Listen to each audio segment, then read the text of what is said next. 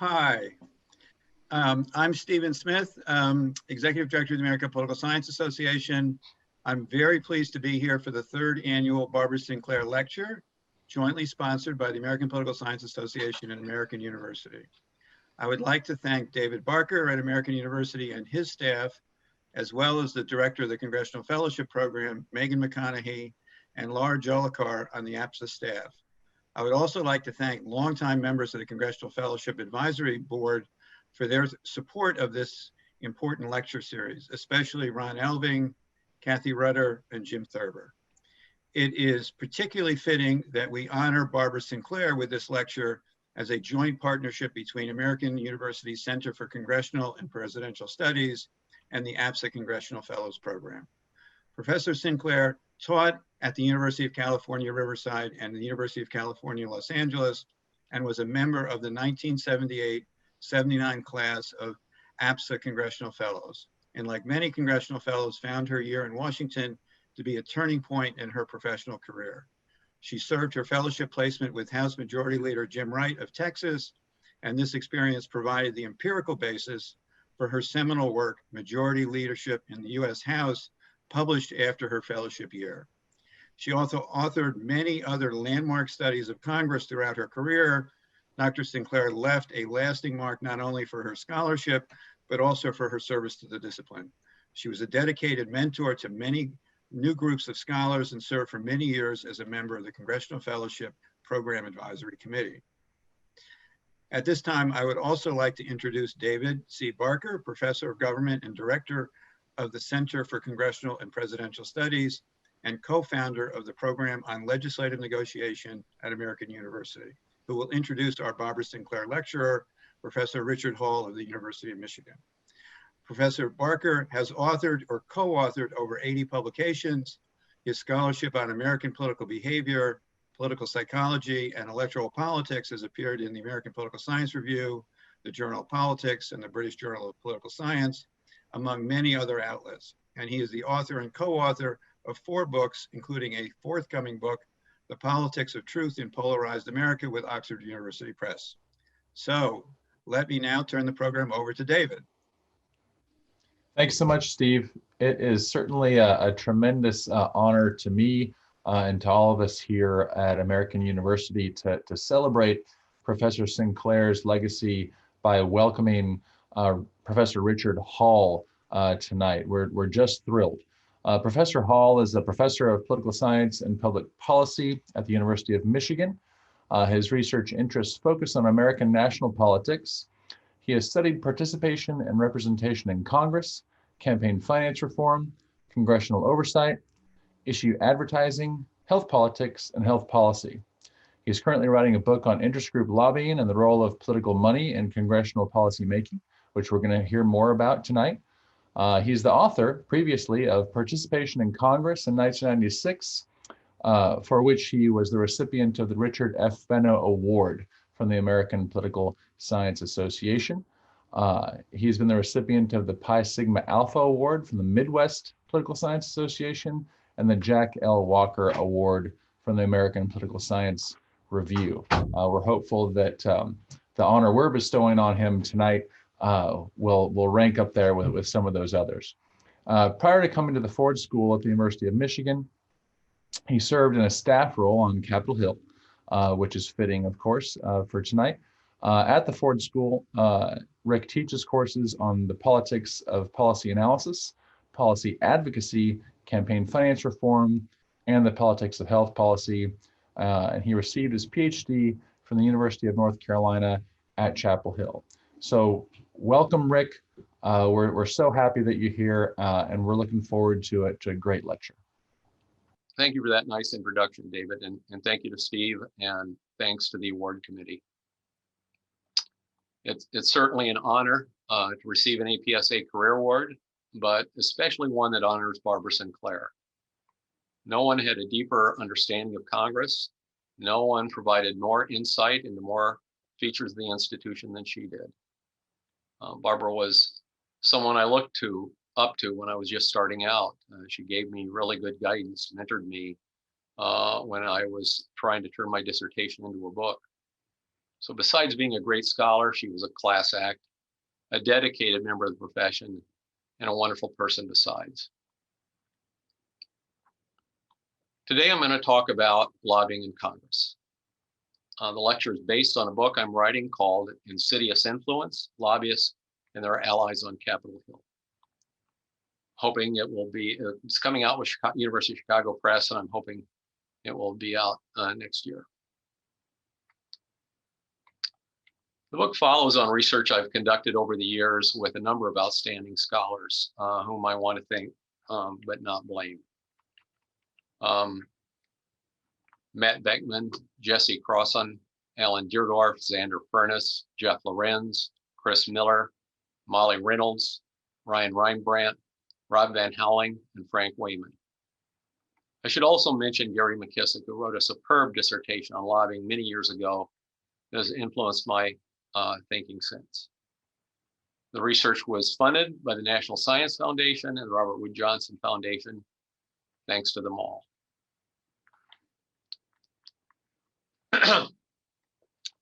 The touchstone for the book is a speech that Teddy Roosevelt gave in 1910 in Osawatomie, Kansas, one of the most famous speeches of his career. In it, he spoke of the fault line in American politics that would define his campaign to retake the presidency. The growing division, Roosevelt pronounced, was between the men who possess more than they have earned and the men who have earned more than they possess. In our day, he continued, it appears as the struggle of free men to gain and hold the right of self-government as against the special interests who twist the methods of free government into machinery for defeating the popular will. Of course, Roosevelt was here echoing latter-day populists, progressives with older pedigrees, and a growing breed of muckraking journalists who wrote about the public corruption that accompanied high concentrations of corporate wealth. But Roosevelt, better than anyone, articulated the growing 20th century tension between private power and American democracy, between the inequalities we tolerate, sometimes celebrate, in a market economy and the political equality we require in a democracy. This tension vexes us still. Celebrating the 100th year anniversary of the Roosevelt speech, another American president traveled to Osawatomie. Economic inequality distorts our democracy, Barack Obama lamented. It gives an outsized voice to the few who can afford high-priced lobbyists and unlimited campaign contributions. And it runs the risk of selling out our democracy to the highest bidder. Like Roosevelt, Obama had sounded these themes many times before. And he too echoed a long line of journalists who asserted that corruption reigns in Washington. Every few years, another provocative monograph appears with a title such as Honest Graft, The Corruption of American Politics, or The Best Congress Money Can Buy, to name just a few. And every year or two, another front page story breaks about some miscreant selling the integrity of his office for the money he needs to stay in it. Such narratives both fascinate us and disgust us. They remind us that there's still enough muck for the muckrakers to rake. And they seem all the more disturbing because lobbying is a backroom business. It happens in offices and anterooms and over lunch, on the phone and over email, all of it beyond the public's view. And it happens against a background of other developments that are deadening our democratic sensibilities. Economic inequalities are greater now than they were in the Gilded Age, and rich individuals are pouring huge sums of money into politics. Federal election spending has tripled in the last 10 to 15 years, and the money spent on lobbying comes to $3.5 billion a year. Surely all this money must be buying politicians or the policies they make. As a lot, political scientists are not so sure. Few outside the academy doubt that special interest money has a pervasive impact in Congress, but surprisingly few within the discipline show that it does. In the study of legislative behavior, the evidence is very thin that interest groups use campaign contributions to buy legislators' votes, a belief that's held by like 80% of the American public. So too in the study of policy outcomes.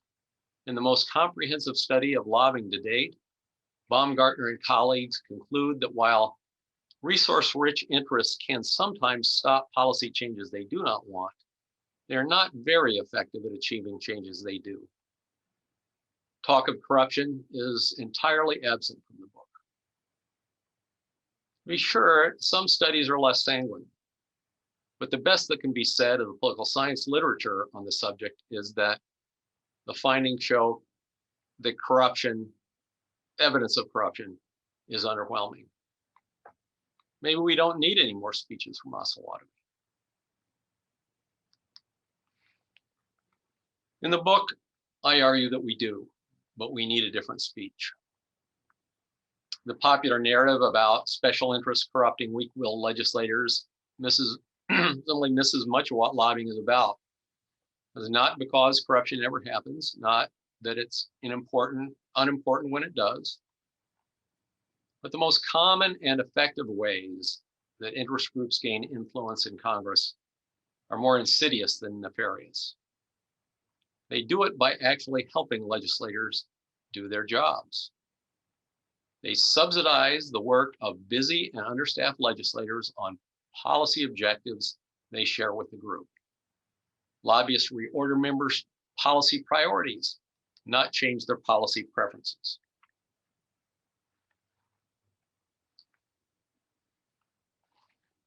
I'll start with a few examples that illustrate the argument. I'll then report some of the evidence in the book that supports it. The first example comes from my days working as a congressional fellow for Senator Tom Daschle of South Dakota. When the fellowship started, my job was to take a few issues off the plate of the overworked staffer who handled agricultural issues for Tom. But soon after I got there, he left the position, and I, a complete neophyte, became the LA for agriculture policy for a member who sat on the Senate Agriculture Committee. Now, early in my time there, I faced the unhappy task of prepping my boss for a committee hearing on the Federal Insecticide, Fungicide, and Rodenticide Act, or FIFRA. FIFRA is an incredibly complex set of regulations governing the manufacture and use of farm chemicals. Now, unfortunately, I knew nothing about that. I knew nothing about rat poison or corn rot. So I contacted a farm organization with a large membership in our state. The lobbyist sent over some relevant material, slowly walked me through the issues that South Dakota farmers would care most about, and provided a list of questions my boss could ask at the hearing. I did a little cutting and pasting, added a couple of things, changed some of the wording, and put the documents in his binder. On my current job, I would be fired for plagiarism. But in Congress, one does not provide footnotes, much less citations to lobbyists. My second example comes from a New York Times investigation regarding the House debate on the Affordable Care Act. The Times reported that lobbyists for the pharmaceutical industry helped sympathetic legislators promote a proposal benefiting domestic biotech firms. A dozen different House members lifted language for their floor statements directly from material provided by biotech firms. One staffer admitted that part of the speech was drafted for us by Roche Pharmaceutical Company, noting that it is something he agrees with. This happens all the time. There's nothing nefarious about it, he said. I'll give one more example, again from my experience as a congressional fellow. One day, a lobbyist from a national farm organization approached me about a proposal to expand what was called the Conservation Reserve Program, the CRP. CRP is something of a boondoggle program that actually pays farmers not to farm, that is, but only for highly erodible soil. So it helps farm income, but also serves an environmental purpose. Now, our state was suffering from a serious drought, and our office was getting complaints from cash-strapped farmers unable to enroll eligible farmland. Now, this was a small program, so it wasn't really a priority for my boss, but he supported it. It could help farmers. So this was an opportunity for him, a freshman senator, to do something for South Dakota farmers, and he told me to push ahead. I went back to the lobbyists who redrafted the CRP proposal as a provision that Daschle could insert in the drought relief bill, and I took it to committee staff. My boss, in effect, authored the proposal, but it wasn't his idea. Neither he nor I had written a word of it, nor had we collected any of the evidence supporting it. These examples illustrate a deceptively important form of lobbying, what Alan Deardorff and I have labeled lobbying as legislative subsidy. Its main premise is uncontroversial. Legislators and their staff simply lack the capacity to work on all of the issues that they and their constituents care about. They are forced to prioritize a few and largely neglect the others. This, in our model, is where lobbyists come in. They target members already inclined to support the group's policy objective, then provide them the policy-specific information and staff support that those legislators need to make progress on that policy. They subsidize members' participation in, among other things, questioning witnesses, writing speeches, proposing amendments, writing legislation, and more. A full list of the ways that lobbyists subsidize members' Washington work, in other words, includes most of what legislators and their staff do as they engage in the everyday practice of representation and work to shape or obstruct legislation. Congress has always had and always will have lobbyists and lobbying. Robert Byrd once declared from the floor of the Senate, we could not adequately consider our workload without them.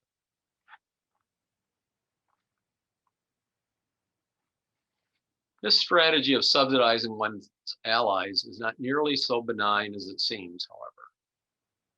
Lobbyists may be helping legislators, not corrupting them, but they do not do it out of generosity. They do it strategically. By subsidizing the work of their allies, they induce a biased few to invest time and political capital on behalf of specific, often narrow policy objectives the interest group intensely prefers and the legislator generally supports. In this way, interest groups accomplish in the legislative context what E. Schneider said of interest groups generally over a half century ago. They influence policy choices indirectly by inducing some actors and not others to get into the fight. As Schneider put it, they mobilize bias on their own behalf. I'll come back to this matter at the end of the talk. Now, the main empirical difficulty in testing this account is that lobbying takes place in the dark, as I said. There are lobbying disclosure laws, but they only tell us, so the reports that lobbyists have to file, they tell us which groups lobby, how much they spend, and on which issues, but they do not tell us anything about what actually happens on the ground, who gains access to whom, how often, and about what. Now, for this study, colleagues and I collected such data. We conducted interviews with lobbyists regarding their work on 6 bills across 3 administrations, from an industry-specific trade bill in the late 1990s to comprehensive education reform near the end of the Obama administration.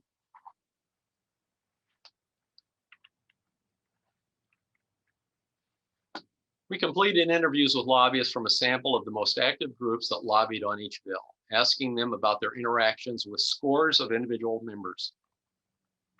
This produced a measure of access for 14,000 lobbyist legislators pairs. The measure of access we use comes from a survey instrument embedded in each interview.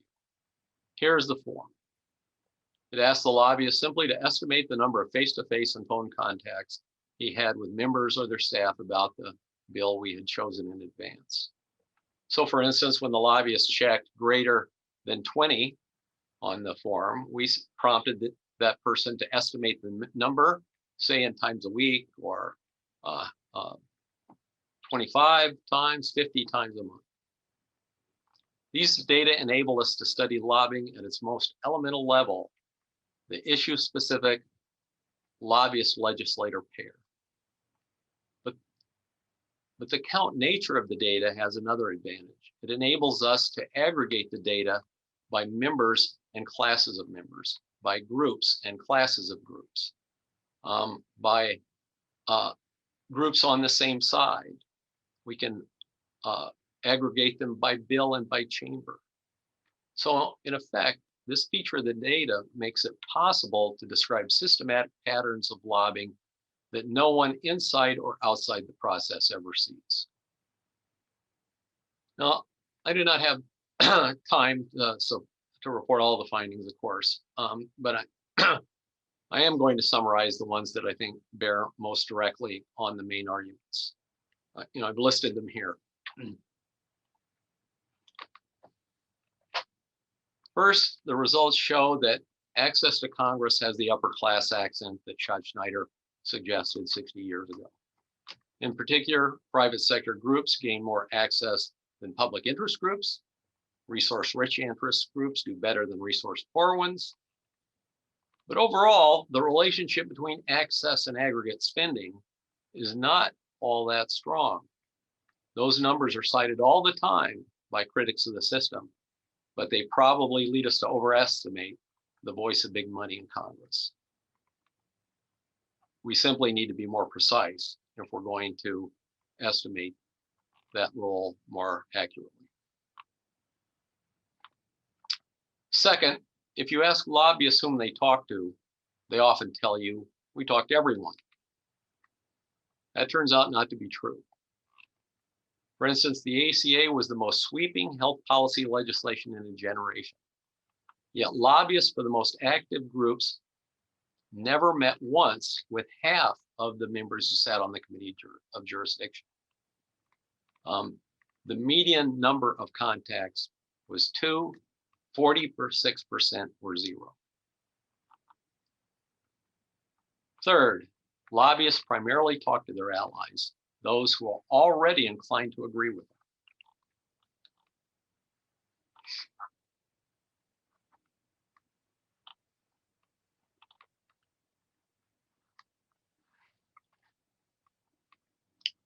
I should point out that we are not the first to find this.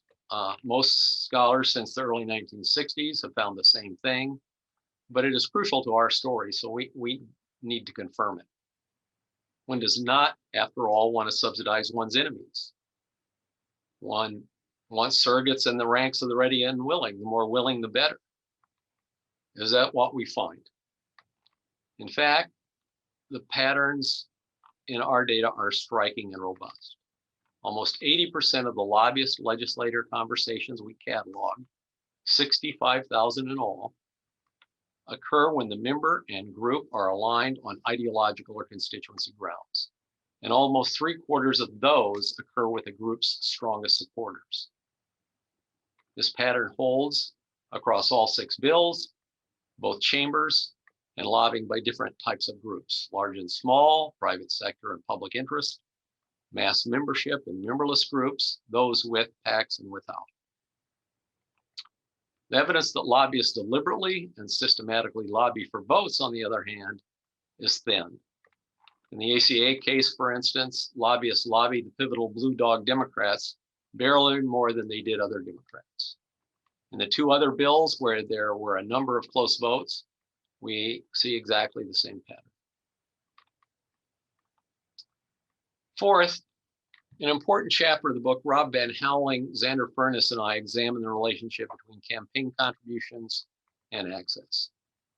Some of you will remember a 2018 story about Representative Mick Mulvaney, who was caught on tape, former Representative Mick Mulvaney, he was then working in the Trump administration, who was caught on tape telling a group of banking executives that when he was in Congress, the policy in his office was to refuse access to lobbyists who had not donated to his campaign. Now, as anecdotes go, this one nicely illustrates the widely held view that campaign contributions corrupt, that members are selling access and interest groups buy it. In this chapter, we revisit that claim.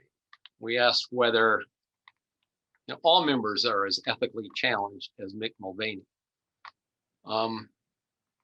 We conclude that campaign contributions do increase access, but they do it by a less nefarious mechanism. They act as costly signals to legislators that the donating group shares their policy views on issues important to them. Theoretically, the costly signaling story generates a paradoxical implication that distinguishes it from the standard access buying account. Small PACs for whom a contribution is dear will get more access for their money than large PACs. That's exactly what we find. The relationship between donations to a member and access to her is positive, strong, and robust, but the money matters more the smaller, not the larger the PAC. These findings hold across all 6 issues and both chambers, spanning 3 different campaign finance regimes. In the penultimate chapter of the book, I ask whether lobbying works. I extend the theory of lobbying to illuminate when and why interest groups exert influence. Now, this is a vexing problem methodologically. The data for the study are observational, so strong causal claims are not possible. But I think the circumstantial evidence is pretty solid. I find that the main patterns are consistent with the theory I articulate, using very different kinds of data and looking at very different patterns. And they're inconsistent with the theoretical alternatives. The evidence comes at 2 levels. When scholars talk about interest group influence, they variously talk about 2 different things: influence on the behavior of individual legislators and influence over policy outcomes. The former is a necessary condition for the latter. But is that condition met? If my story is correct, interest groups will use access less to change members' policy preferences than to enable their participation. By subsidizing legislators' work, lobbyists mobilize them. But if that is true, we should see at a minimum a positive relationship between how heavily groups lobby a member and how active she is on the bill that the group cares about, such as how much she speaks in markup or on the floor, or whether she offers amendments or raises procedural objections, or whether she participates in drafting a bill behind the scenes, like I did on behalf of my boss on the Conservation Reserve program. Using what I take to be very rich data, that's exactly what I find. But that relationship by itself isn't very illuminating. Groups will surely anticipate who the main players will be and seek access to them. But my story suggests a more precise hypothesis. The relationship should not hold generally. It should only hold for lobbying by the members' interest group allies, not anyone else. That is what I find. And the result is hard to drive away, even when I control for a host of covariates, including lagged participation on the similar issues. Now, in contrast, when I test for lobbying's effect on roll call voting, their positions, not their participation, I do not find any relationship to lobbying, not even for contacts with likely fence sitters, those whose votes should be easiest to change. Even when I've been over backwards to find a relationship, I don't find one.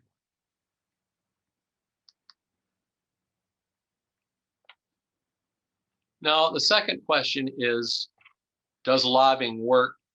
That is, does it influence policies? Enabling one's allies to spend their legislative energy in pursuing a common cause need not have any effect on policy outcomes. Hard work can go unrewarded, perhaps more often than not, perhaps not at all. Congress, after all, is a majority rule institution. It operates by one person, one vote rule. Almost all models of collective choice out there, all formal models, begin from this one person, one vote assumption. None that I know of weight how much time or effort an individual spends in some sort of collective choice calculus. In his famous treatise on representation, John Stuart Mill suggests that we should. In legislative assemblies, Mill writes, the many often relinquish their formal authority to an unrepresentative few. It is not necessary that the interested bias should extend to the majority of the assembly. In any particular case, it is often enough that it affects 2 or 3 of their number. Those 2 or 3 will have a greater interest in misleading the body than any other of its members are likely to have in putting it right. They cannot keep their minds vigilant or their judgments discerning in matters they know nothing about. And an indolent majority, like an indolent individual, belongs to the person who takes the most pains with it. One of my favorite quotations from Mill. Now, the conditions under which mobilizing interested few will affect policy choices, I don't think are universal. As Keith Crable wrote long ago, majorities always lurk in the background. They must approve the legislation in the end, and knowing that, the interested and active few will anticipate the limits on what the majority will allow, and they'll incorporate that in their decisions. Now, Crable labels this principle remote majoritarianism, and it's an important one. My point here is that majorities are much more remote, that is, much less vigilant, in Mill's words, in some policy choices than others. When the stakes are high or the policy issue is salient, majorities will be vigilant. Lobbyists will not have much influence on whether those bills pass or fail, but they can influence what I call their subordinate policies, provisions within bills that are low in salience and impact. Amy McKay, in a recent article, refers to this concept of subordinate policies, what I call it. She refers to it as micro-legislation. These provisions are often arise as unrecorded asks. Lobbyists request for the inclusion or omission of a specific provision or some other specific change in the language of a bill, like the CRP provision I talked about.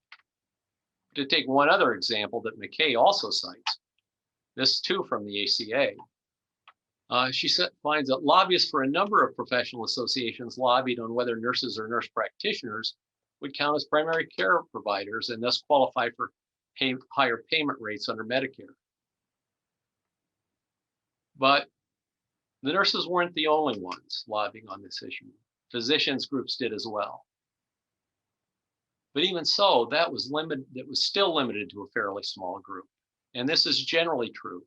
Across the set of ACA provisions, for instance, most groups, even groups with big budgets, ignored the matter. And when groups do focus their efforts at the subordinate policy level, do they succeed? Now, I did not start with exceptionally strong priors about this. Policy outcomes are highly contingent. They depend on a wide range of factors that interest groups really can't control. But I do believe that if policy influence occurs, the provision level is where we should find it. I investigate this possibility using data on subordinate provisions considered part of these 2 major policy initiatives I've already mentioned, the Affordable Care Act of 2010 and the Student Success Act of 2015. This is the House bill that would replace No Child Left Behind. It would reauthorize the Elementary and Secondary Education Act. Now, from the interviews, I know for each group which provisions it did and did not lobby on. I also know what position they took on each one of them. And because multiple interest groups often lobby on even narrow policies, I aggregate lobbying for all groups on a provision-specific side.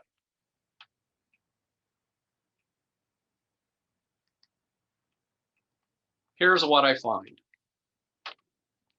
First, policy success is unrelated to how much access interest groups get generally or how much money they spend.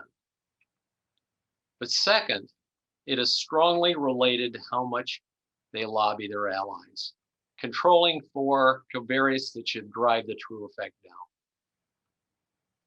Third, I find no similar evidence that lobbying swing voters increases the probability of policy success, even for those provisions that came up to a vote, say through an amendment in markup or an amendment on the floor. Again, this is not smoking gun evidence of lobbyist influence, but multiple and different kinds of evidence presented in the book add up to, again, what I think is a good circumstantial case. Evidence that is difficult to explain without the theory that Professor Deardorff and I put forward 15 years ago. I want to conclude by returning to the normative issues I mentioned earlier.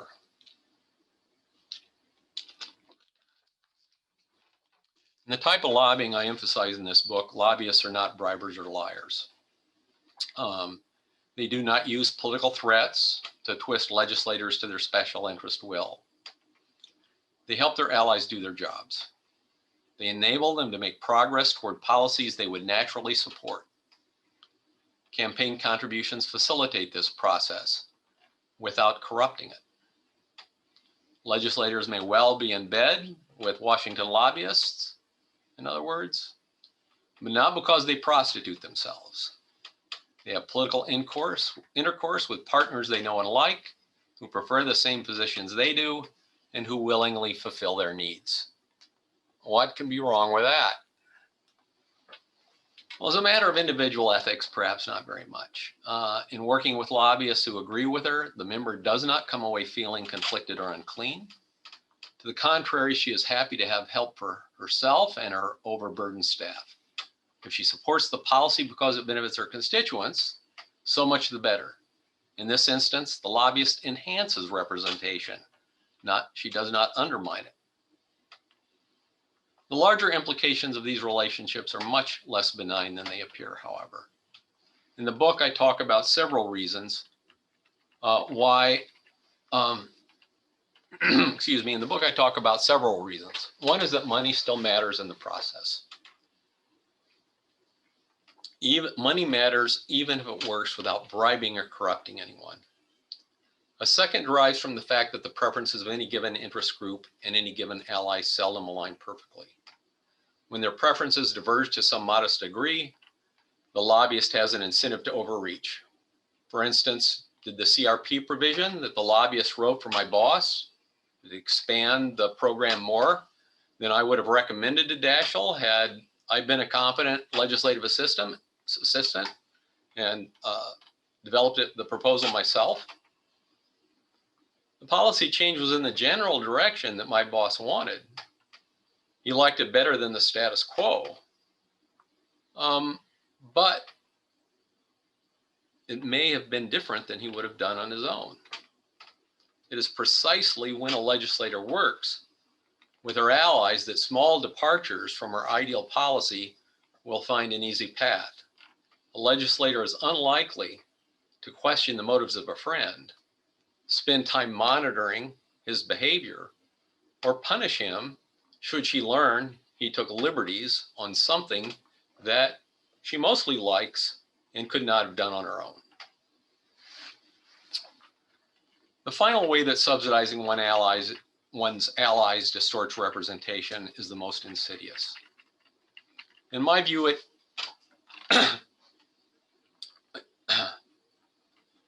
I came to appreciate it only after I left Capitol Hill.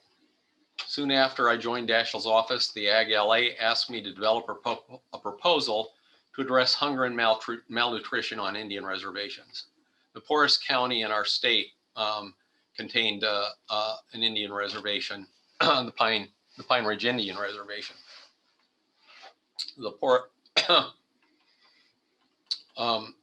When the farm lobbyists came calling, I set the matter aside and never got back to it before I left Capitol Hill.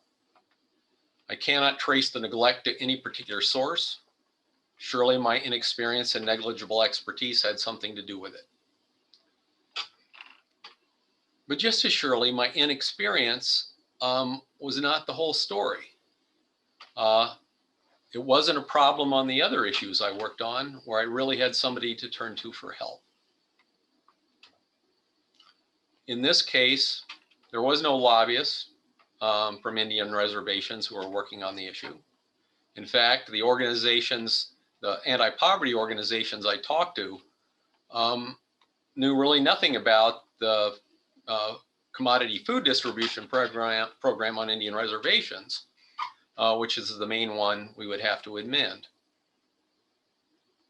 Before I left, we asked the General Accountability Office to conduct a study of the problem, but that took 2 years to complete, and by then I was long gone. I recently looked to see if my boss ever introduced legislation about that reservation food program. During his subsequent 15 years in office, he never did.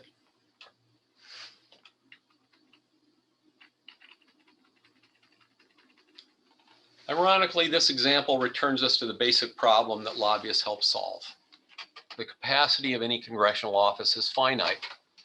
The number and range of issues on which a legislator can work are few. When legislators and their staff shift their attention to one issue, it can diminish their work on the others. On the good side, interest groups ameliorate the trade-off. Lobbyists work with the legislator, not for her, and they subsidize her effort only on their issue.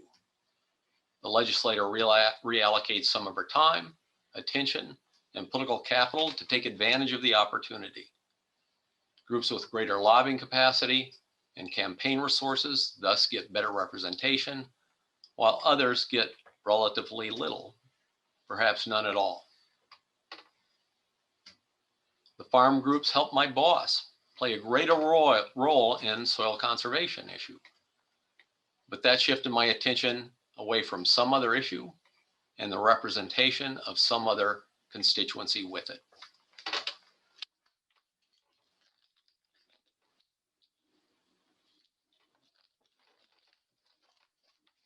The insidious nature of the democratic harm makes it deeply persistent. Calls to drain the swamp simply miss the point.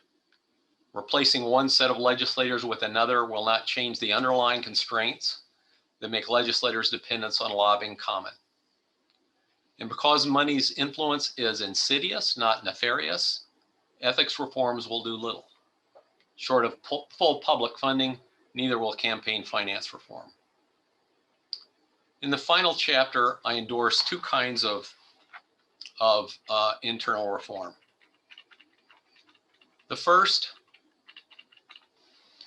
dramatically expand the staff and institutional capacity of Congress, its committees, and its members. This reform is among the few in Washington that might even gain some traction. Lee Drutman of New America and Kevin Kosar of R Street are leading a nonpartisan group of scholars and practitioners promoting this idea. I think that's just really important work. The second reform, Washington lobbyists and other insiders will strongly resist. We require lobbying disclosure laws that have more bite. Lobbyists and their superiors should report their conversations with legislators and their staff, in person or otherwise, noting the topics and the specific requests that they make.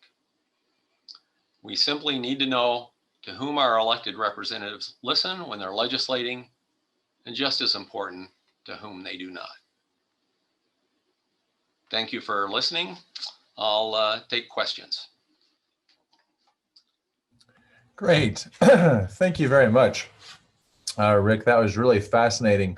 I felt like I learned a lot, and I have several different questions rolling around in my head. So for everybody, I had mentioned at the outset that you could put your questions into the chat, and then you may have seen in the chat someone popped in there and said that you could ask your questions in the Q&A. So go ahead, and I don't really care which one you put them in. Go ahead and start doing that now. And in the meantime, I'll go ahead and take the the moderator's privilege, I suppose, and ask a couple of questions myself.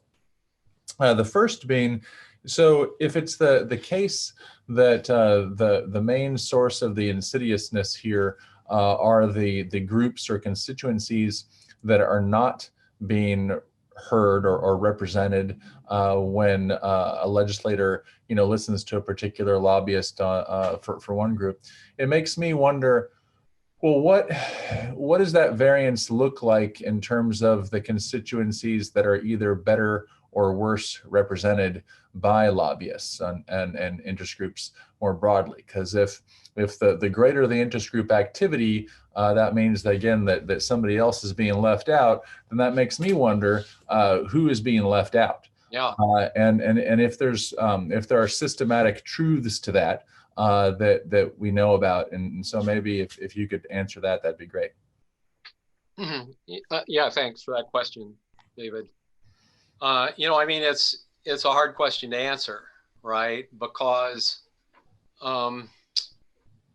even the groups themselves who lost as a result of this, other interest group gaining access, don't know who they are, right? Yeah. I mean, even we're there an attentive lobbyist for the Sioux in South Dakota. They don't know that my boss paid less attention to them because he was working, for some other group, right? And like I say, I didn't really even think about it at the time myself as a staffer. It occurred to me later. So I mean, it's one of the things that makes it insidious. There's a loser here, but you don't know who the loser is, right? I mean, it's like, if, your basement floods, right? You call me up, say, Rick, come on over. I really need help, getting this stuff off the floor. And I go over and I help you, right? Well, something, of all the things I was going to do that weekend, something doesn't get done, right? What was it, right? It's something on down my list of priorities. I don't even know what it is, okay? Yeah. So that's part of what makes this insidious. Now, which groups do worse? I can get some insight into that from the data I have. I know, for instance, that public interest groups get less access than resource-rich groups, right? I also know that I also know that groups that represent upper class interests get better access than those who represent middle class and lower class interests, right? And I also look at whether or not there's any relationship between the access interest groups get and how many individuals they represent. So in the ideal world, you might imagine, sort of before Mansur Olson, that all individuals who have interests, they all organize for collective action, and then policymakers can respond to them. And we know that doesn't happen, right? But we might imagine that what if it did, right? What if groups were heard, how well they were listened to depended on how many constituents they represented. How many employees even a corporation employs, a business employs, how many members a group has, or even how many voters it purports to represent. Well, we gathered data on that. Every organization measured it in different ways. And we can't find any relationship between any of those indicators and how much access the lobbyist gets, okay? So, that's kind of a way to think about how undemocratic this is in a kind of, egalitarian sense, and, we don't find it. So it seems like there is an elitist bias for sure, which means that the critics of lobbying seem to have a good argument. It sounds like, even though that influence isn't happening necessarily that much in the traditional ways that they might imagine. Another question I had for you has to do with influence over the members of Congress. And so again, we know, and you don't find evidence that they change people's minds or change the way they're gonna vote. So they're not even trying to do that. But I wonder if that fact actually contributes to polarization in some way, or if it restricts the opportunities for members to ever be persuaded about anything. If the main sources of information that they get on any given issue are provided to them by ideological allies that arm them and equip them with all the talking points and the facts and figures that support the points of view that they already hold, and they then go into, and use those in committees and on the floor and everywhere else, and go in front of cameras and talk to media and talk, use those same talking points. It just seems to me that over time that would mean that both sides, right, would be becoming further and further cemented into their pre-existing ideological viewpoints, and becoming more and more hubristic about that the way they view the world is in fact the right way. And again, I don't know how the marketplace of ideas is really supposed to work like that. And so I'm wondering if that makes sense to you, if you have any evidence of that, or even if just, logically you want to comment on that. Yeah. I don't have a lot of insight into that. Certainly even less evidence. My sense is, though, that lobbyists are less polarized than the legislators are, right? In part because they have to work with both sides sometimes. Okay. But also because they often work, sort of down in the weeds, right, on these kind of subordinate provisions. Okay. Where there isn't necessarily as much conflict. I mean, that's one of the reasons why I think you can often be influential at that level, is because, there's, you don't have opposing constituencies that are quite so strong. Or even if there are, it's easier to cut a deal, right? Yeah. It's easier to cut a deal behind the scenes than it is, on the floor, say, or in public view. And so it may be that it's sort of that, sort of cross-partisan, bipartisan bargaining does happen some at that level, even though, you take the Affordable Care Act to the floor and, there's a handful of votes that are even up for grabs, right? Okay. So, and that's true on most issues now, right? There's just nobody in the middle. Yeah. Okay. Thanks a lot. Mm-hmm. So let's see if we have, okay, I've seen some questions are coming in here. So the first one I see here is from Mark Peterson, and he said, hi, Mark. He says, could you discuss the difference between the Senate with relatively large and more professional staffs and the House with extremely small and often especially inexperienced staffs? No.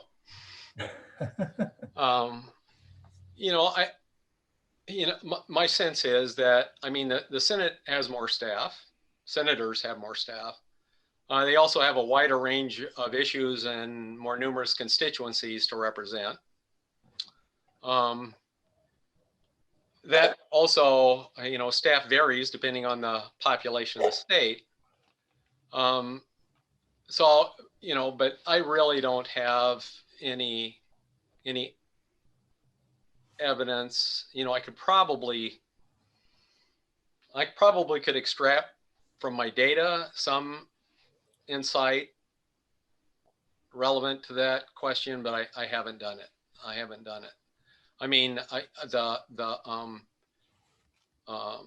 The access, I've got 3 Senate cases and 3 House cases, but I don't have House and Senate data on the same cases. Okay. So, I can't really make direct comparisons. Okay, so the next question is from Jesse Crossan. Obviously, interest groups have proliferated over time, and many are located across the ideological spectrum. However, as you have explained, you need to be aware that you have been bumped down the agenda in order to fight back. To bring money back in, is it possible that resource-rich organizations simply have better or more complete monitoring apparatus?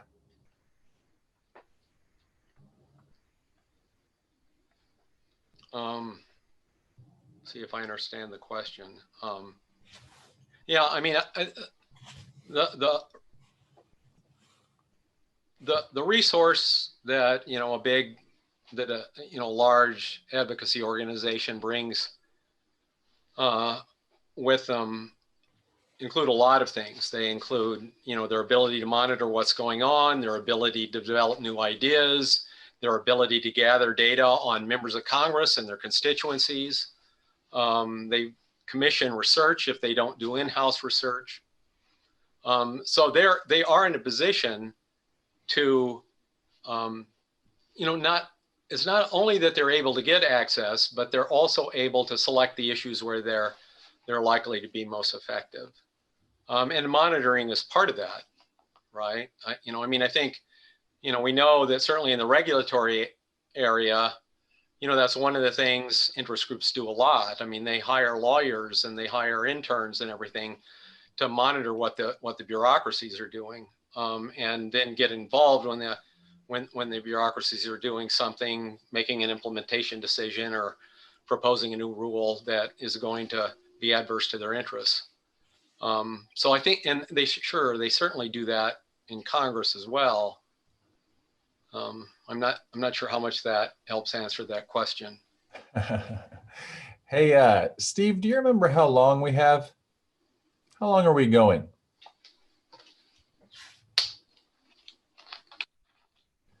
Do you remember, Rick? Yeah, it said to 6:30. Okay, good. So, I mean, maybe we won't go that long, but we have plenty of time, so that's good. All right, so we have another question from Alan Deerdorf. Do we know whether this process works the same in other democratic countries? Well, yeah, we do actually know a fair amount about that. And I'm not sort of going to dig into the literature here, but this idea of lobbying a subsidy has been picked up by European scholars and that study the European Union and European Union states. And there is a fair amount of evidence that, certainly at least, that lobbyists are lobbying their allies, that they're working with them. And I've got one compared to this. When I told him this story about the American Congress, he said, "You guys didn't know that already, right?" Because it just sounded very much like what lobbyists do. In fact, when the interest groups are in effect incorporated into the government in different ways. So yeah, I think there is some evidence of this, but I'm not going to try and summarize it any better than that. All right, great. So we have our next question from an anonymous attendee who asks or starts with a statement. Dr. Hall said that he focused on quote unquote subordinate policies. Do you think there are conditions under which lobbyists can influence what bills make it onto the agenda for subordinate policies to get attached to? Yeah, good question. Really good question. I haven't studied that, right? I think for the answer to that question, you should turn to Baumgartner and colleagues' book, Lobbying and Policy Change, right? I mean, their question is different than mine. Their question is, when do policies change? That is, when do you actually see advocates overcome the stickiness of the status quo? And of course, one of the most important impediments is getting on the agenda, right? And the role that the interest groups sometimes are able to play a role in that. But the agenda setting process is really complex. It's driven by a whole range of factors that Baumgartner and Jones and John Kingdon have described. And so, trying to identify the conditions under which interest groups can actually make a difference in sort of getting something on the agenda it's hard to sort out. But again, I'm not the person really. My evidence doesn't speak to that. What this study does is says once bills are on the agenda, right? That is, they already have a high probability of enactment. It's not certain they'll get enacted, but they have a high probability. In fact, 3 of the bills, while they were on the agenda, they got marked up in committee. They went to the floor, except one went to the floor, got marked up, and all of them got marked up in committee. Only 3 of them got enacted in the end, all right?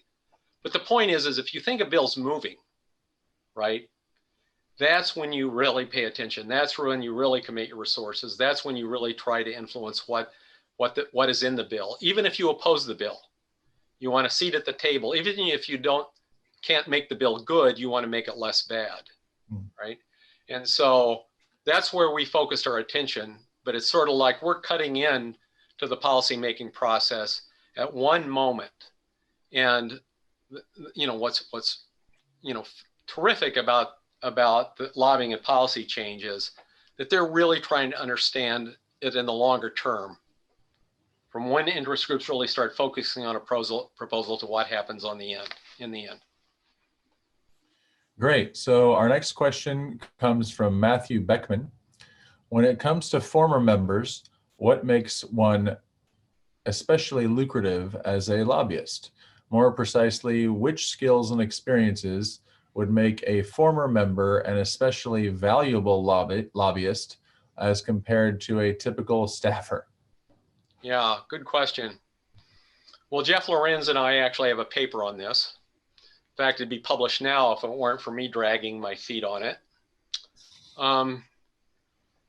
The argument we make there is, I think a familiar one. It's not original with us, but it's what revolving door lobbyists bring that other lobbyists don't bring is their connection to a Capitol Hill network, to staffers that they worked with, members that they worked with, knowledge of the process. That is, they're especially if you think a lobbyist is providing both policy information and political information, policy expertise and political intelligence, the former members of Congress and their staff, former staffers, really can bring can provide political intelligence in a way that other lobbyists cannot.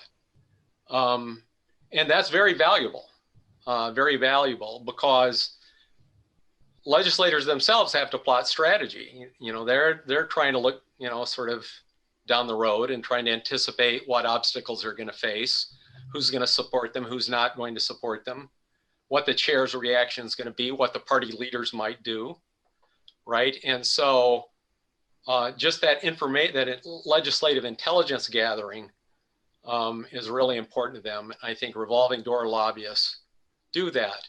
And that's a service to those members, right? They're going to provide it to their allies.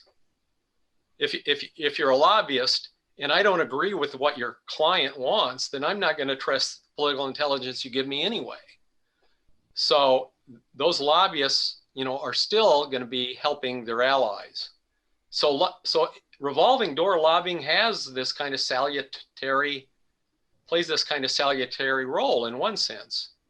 So I'm not as down on revolving door lobbyists as most people. I think they're much like other lobbyists in that they help legislators do their jobs, but they have special access to members that other lobbyists and certainly other voters and other constituents don't. So the next one is from Michelle Chin. To the extent that lobbyists may represent niche interests that are not on a member's agenda, couldn't it be argued that they assist those members in fulfilling their representation responsibilities? Yes, I agree with that. I think that is what they do.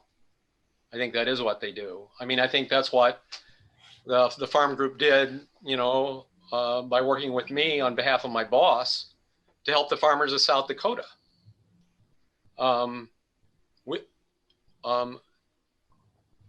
getting that provision in the drought relief bill helped my boss do something for South Dakota farmers that he otherwise would not have done, right? Now that's odd when you think about it, right? We normally think a lobbyist is pulling them away from their constituents, right? Legislators get Capitol Hill fever. They get, sort of captured by special interests and they forget their constituents, right? That's not the story that I'm telling here and that's suggested by that question. So yes, I think they do that.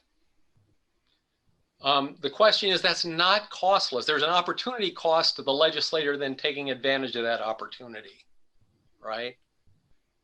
There's something else the legislator might have done, some other constituency that might have gotten represented, that didn't have the lobbyists, did not give the campaign contributions that helped them get access, right?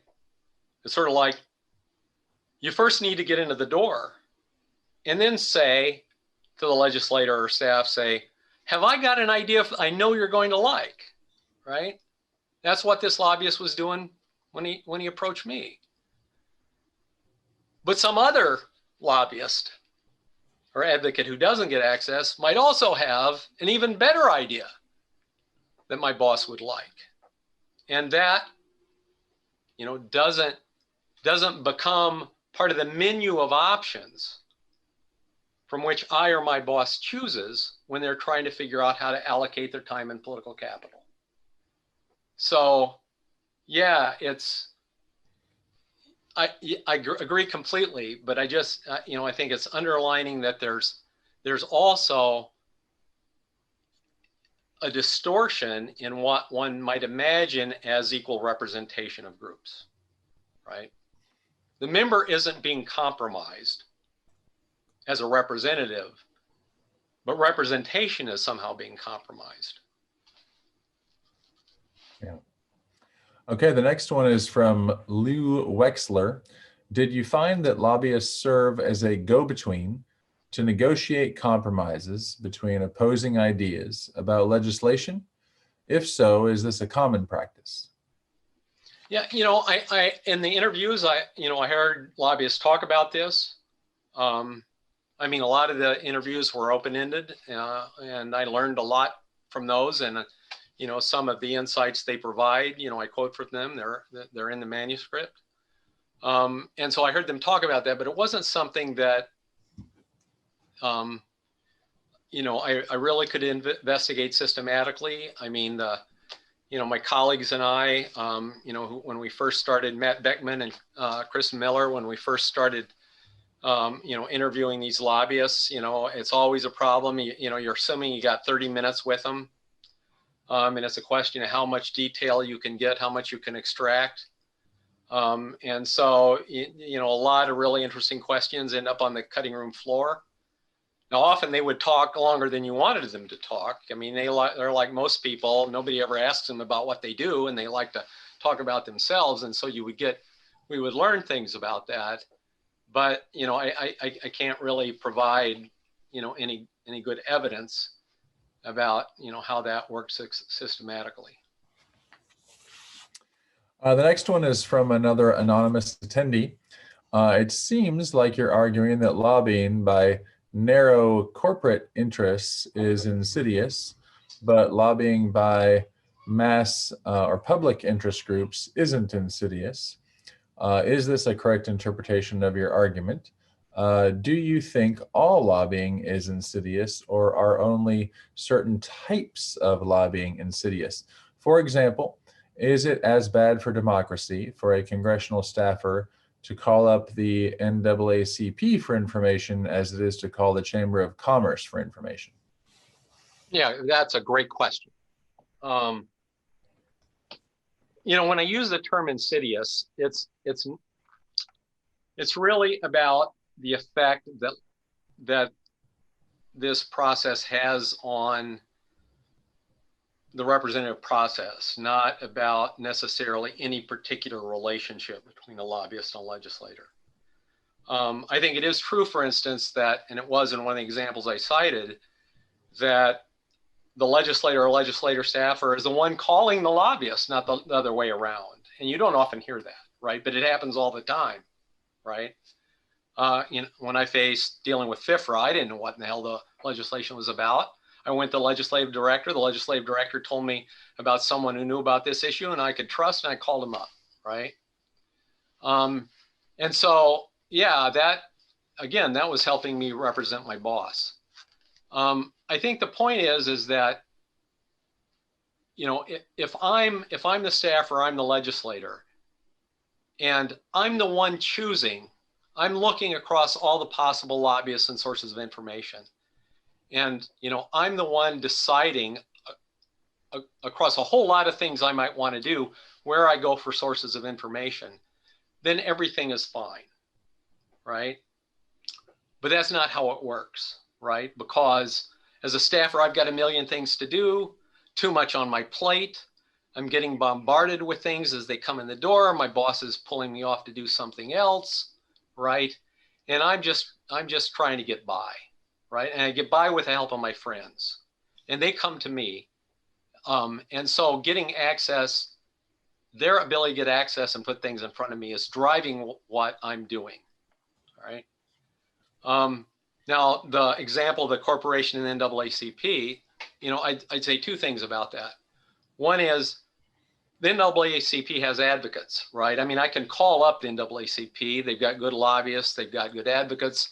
The other organizations, they do provide research. There are other organizations, related organizations like the Congressional Black Caucus Foundation, which provides really good research and so forth. So they're in the game, right? And corporations are in the game. I worry a little bit more about who's not in the game, right? And, and there's still a lot of organizations not in the game, right? The Native Americans weren't in the game. Jack Abramoff and his cronies came along and exploited the tribes, to their financial benefit and their partisan ends, right? And so, and there are plenty of other organizations that have only got in the game over time. That's really who I worry about, right? And who don't have the lobbyists, who don't have the access, who don't have the PACs, and who don't have the lobbying capacity, who can't afford hiring the researchers and the people who can write the one-page policy memos and so forth. So we have just a couple of more here. The next one is from Beth Fuchs. Do you have a sense? Hi, Beth. Do you have a sense whether the influence of lobbyists has increased over the last few decades? I was wondering this too.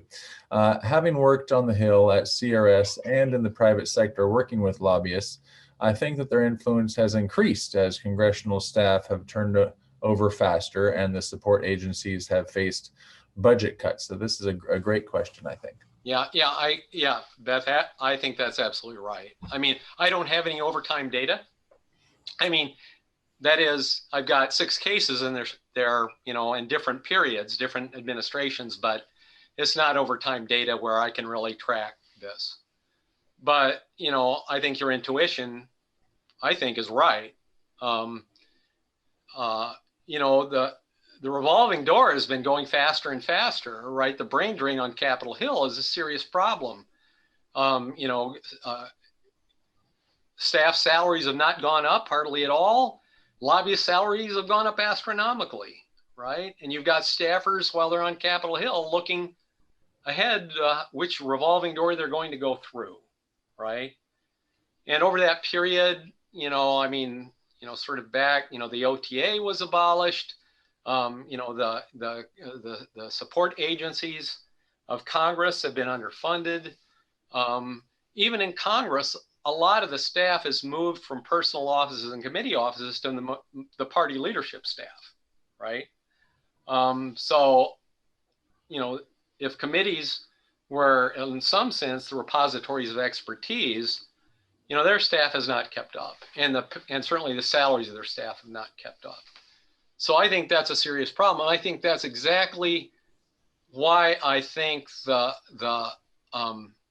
work of the Congressional Capacity Project is so important, right? I mean, I think somebody really needs to make the case that you want legislator staff, that is, individuals that are in their employ doing their work for them, not someone outside this, not basically having the staff work privatized to lobbyists and organizations who don't have identical interest to the legislator. So yeah, I think it's getting worse. And closing the revolving door is extremely difficult. But it used to be that people went to Capitol Hill and they made careers out of being congressional staffers. They would work their way up, through a member's office, become on committee staff. They would really get to know the issues. They would develop some expertise. They would get to know the players. When a lobbyist came into them and sold them a bill of goods, they would know it, right? And that's not happening as much anymore. A lot of House members, they've got 2 staffers doing serious legislative work, maybe 3, maybe 4.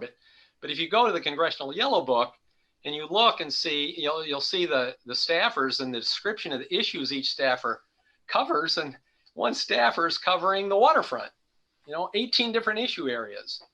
And so they've got to look outside their offices. And I think that's bad. I think it's bad. And I hope that, it's these reforms to increase staff capacity, I hope they get some traction. And, I think they would be good. We want legislators to be depending on their staff, not on lobbyists, for the information and ideas. Great. So we have just one more, and this is a final big picture question from another anonymous attendee, which says, if you could direct a do-good philanthropist billionaire who presumably wants to have some influence over politics, how would you recommend that they invest their money? In campaigns or in Washington? I actually think they should spend it in funding research on lobbying.